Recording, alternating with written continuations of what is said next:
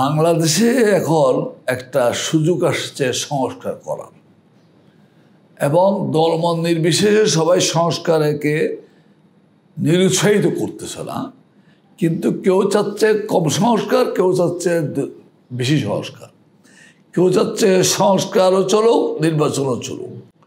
সেটা হচ্ছে রাজনৈতিক বিষয়। আমি এখন যেটা আমার অভিজ্ঞতার আলোকে বলতে চাই সেটা হচ্ছে এইরকম সুযোগ দেশে সংস্কার করার জন্য সবসময় পাওয়া যাবে না। আপনার 90-এর পরে একটা সুযোগ ছিল, সেটা ব্যবহার ঠিকমতো হয় নাই। 2007-08-এর মধ্যে এক সুযোগ ছিল, সেটাও প্রপারলি ইউটিলাইজ করা হয় নাই।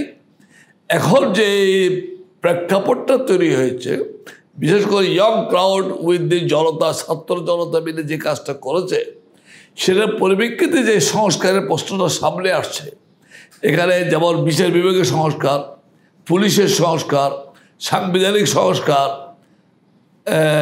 প্রশাসনিক সংস্কার, যতগুলো সংস্কারের কথা আসতেছে, আপনার যেমন আপনাদের মিডিয়ার সংস্কার, পলিসি, সবগুলোকে যদি আমি এক জায়গায় রাখি, এগুলো হচ্ছে ম্যাক্সিমাম যারা বাংলাদেশে শতকরা 20% মানুষের জন্য ইম্পর্টেন্ট। 80% মানুষ চায় স্থানীয় সরকারের একটা স্ট্রং স্থানীয় সরকার, গণমুখী স্থানীয় সরকার, যেটা মানুষ দেশে এখন পাচ্ছে না। আপনার স্থানীয় সরকারের ভোট দিতে পারে নাই মানুষ অনেকদিন। স্থানীয় সরকারের ব্যবস্থা বাংলাদেশে নাই বললেই চলে, কারণ আমাদের দেশের যারা সরকারি কর্মকর্তা কর্মচারী, তারাও আমাদের দেশের সন্তান। তারা কেন জানি না স্থানীয় সরকার স্ট্যান্ডার্ড হোক, এটাতে তারা একমত হইতে পারে না। কারণ আমাদেরকে বাংলাদেশ বা ভারত বা পাকিস্তান, আমরা ব্রিটিশ কলোনির আন্ডারে ছিলাম।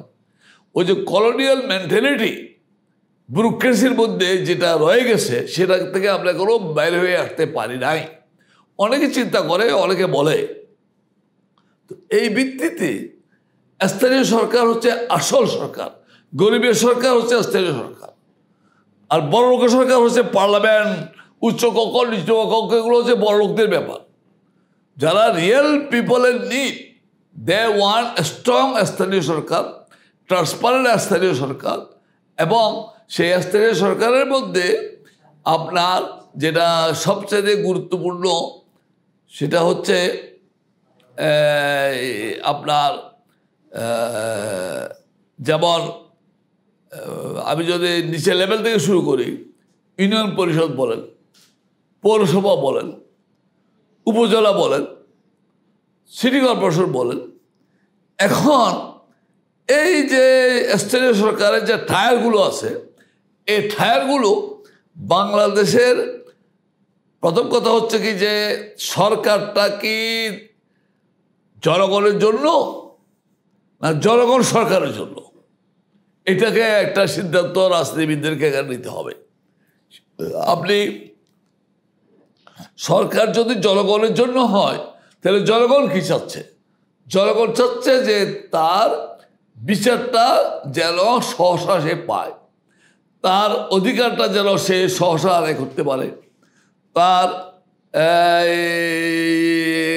মনে করেন একটা কৃষকের তার যে সারের সমস্যা, একটা লোক যে তার এলাকাতে একটা রাস্তার সমস্যা, একটা টিউবওয়েলের সমস্যা, এই জিনিসগুলো এলাকাভিত্তিক তার সমাধান পাওয়ার জন্য তাকে এখন করতে হয় কি, ঢাকা শহরে আসতে হয়। আমার এখনও একটা কথা বলে আছে, আমি যখন 1979 সালে পার্লামেন্টের মেম্বার, তখন গ্রাম সরকার বিল পাস হয়েছিল পার্লামেন্টে। গ্রাম সরকার বিলের উপরে প্রফেসর মুজাফফর আহমদ একটা আলোচনা করেছিলেন। উনি ন্যাবের প্রধান ছিলেন। উনি একটা উদাহরণ দিয়ে বলছিলেন যে সরকার বলতে এটা কি জিনিস, সেটা উনি খুব ব্যঙ্গাত্মকভাবে উনি উপস্থাপন করেছিলেন। যে আমি কি তৎকালীন দিনে বলা হইতো সার্কেল অফিসার ডেভেলপমেন্ট, ইউনিয়ন পরিষদ মেম্বার সে প্রথমে গেল চৌকিদারের কাছে, একটা লোক তার টিউবওয়েল লাগে, তার কিছু এখন টিউবওয়েল পয়সা থাকলেও আপনি টিউবওয়েল দিতে পারবেন না, সরকারের অনুমতি লাগবে। এখন সে একটা টিউবওয়েল দিতে চায় লাগাতে মানুষের জন্য, তাকে চৌকিদারের কাছে সে বললো ভাই আমি কী করবো, বলছে না মেম্বার সাহেবের সাথে কথা বলেন। গেল ইউনিয়ন পরিষদের মেম্বারের কাছে, মেম্বার বলছে না ভাই চেয়ারম্যান সাহেবকে লাগবে। গেল চেয়ারম্যান সাহেবের কাছে, চেয়ারম্যান সাহেব বললো যে আমি পারবো না, আমাকে সার্কেল অফিসার সাহেবের কাছে যেতে হবে। মানে এখন যে ইউরো বলা হয় তখন সার্কেল অফিসার বলা হতো। সার্কেল অফিসার ডেভেলপমেন্টের কাছে সে গেল, সার্কেল অফিসার ডেভেলপমেন্ট বললো না এটা সরকারের অনুমতি লাগবে। বলে সরকার কোথায়? বলছে এটা মহকুমাতে। সে মহকুমাতে গেল, সে মহকুমাতে যাওয়ার সময় চৌকিদার মেম্বারদের নিয়ে গেছে, ওদের হোটেলে খাবার বিলটি দিচ্ছে, দিয়ে মহকুমা সরকার বলতে না এটা সরকার লাগবে। সরকার কোথায়? বলতে জেলা প্রশাসক ডিসির কাছে যেতে হবে। সে এখন আবার এই লোকগুলোকে নিয়ে আবার ডিসির কাছে গেল, সে ডিসির কাছে গিয়ে জেলা সভা 2-4 দিন ঘুমাইলো, খাওয়া দাওয়া খাওয়াইলো ওদেরকে ফ্রি, ওর পয়সা দিয়ে। শেষে ডিসি সাহেবের দেখা পায় না, ডিসির 48 সালে দেখা হয়, তারা বলে যে না এটা সরকার লাগবে। ওই সরকার কোথায়? ও সেটা টাকা চাইতে হবে। তখন সে হতাশ হয়ে চলে আসলো। তো একদিন এটা মুজফ্ফর আহমদ সাহেব পার্লামেন্টে বলছেন ঘটনা, আমি আপনাকে রিপিট করতেছি, যে তখন সে একদিন দেখতেছে যে তার যে টিউবওয়েলের জন্য যে বাজারের টাকা সেটা এখানে লোকগুলোর পিছনে তার খরচ হয়ে গেছে। একদিন সে দেখে এক গ্রামের মধ্যে একটা লোক লেট্রিন থেকে বাইরে হচ্ছে, তাকে আর একটা লোক ডাকতেছে এই নেটো সরকার।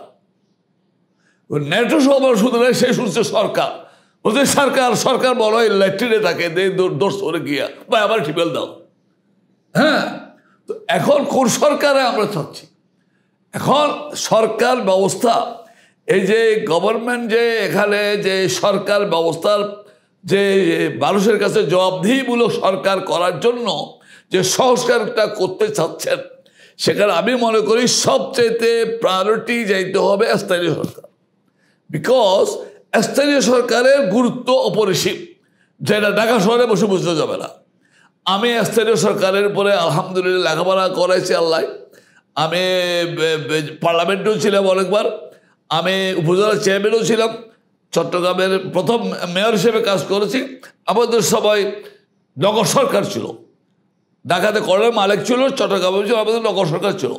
তখন 4টা সিটি কর্পোরেশন ছিল, এবং সেখানে আমাদের যে কাজের পরিধি ছিল, সেখানে সমস্ত ইউটিলিটি সার্ভিসেস হেড তাদের একটা জবাবদিহি মেয়রের কাছে প্রতি মাসে করতে হতো। মেয়র ওয়াজ এ কোঅর্ডিনেশন হেড। এখন সেইটা 1993-তে পার্লামেন্টে আইন করে বাতিল করা হয়েছে, সেই কোঅর্ডিনেশন এখন নাই। আমি যেটা চাচ্ছি সেটা হচ্ছে অফ অল দি সংস্কার যে বর্তমানে কমিশন করা হয়েছে, সেই কমিশনের মধ্যে একটা প্রশাসনিক সংস্কার কমিশন করা হয়েছে। Headed by mister Abdul Moin Chowdhury. উনি বড় জ্ঞানী মানুষ, উনি অনেস্ট মানুষ হিসেবে বাংলাদেশে সব জায়গায় পরিচিত। আব্দুল মঈন চৌধুরী সাহেব একটা সুপারিশ করেছেন, যে সুপারিশটাতে তিনি বলেছেন যে ইমিডিয়েটলি দেশে 4টা প্রদেশ করা দরকার।